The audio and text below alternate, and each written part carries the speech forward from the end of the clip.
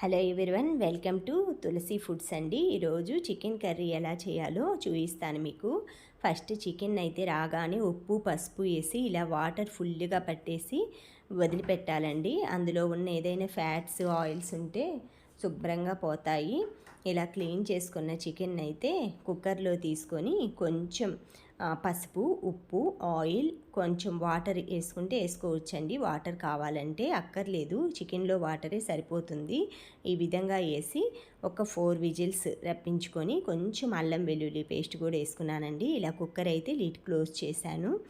ఇలాగా మసాలా కోసం అయితే ఇవి టమాటా కొబ్బరి పుచ్చి విత్తనాలు గసగసాలు జీడిపప్పు వేసి పేస్ట్ పెట్టుకుంటున్నానండి చికెన్లోకి.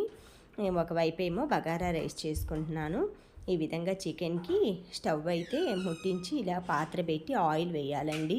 ఆయిల్ కాగాక ఉల్లిపాయ పేస్ట్ వేసుకుంటే గ్రేవీ బాగుంటుందండి.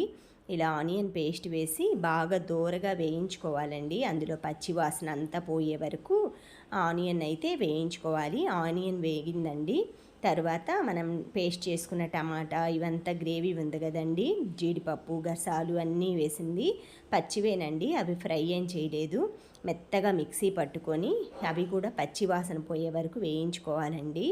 ఈ విధంగా కారం తగినంత మన స్పైసీనెస్కి తగినంత వేసి ఆ కారం అంతా కలిపేసి ఇలా ఉడకబెట్టిన చికెన్ని అందులో వేసుకోవాలి. వేసుకున్నాక బాగా కలుపుకోవాలండి. మనకి ఎక్కువ గ్రేవీ కావాలంటే కొంచెం వాటర్ వేసుకోండి, తక్కువైతే ఆ వాటరే సరిపోతుంది.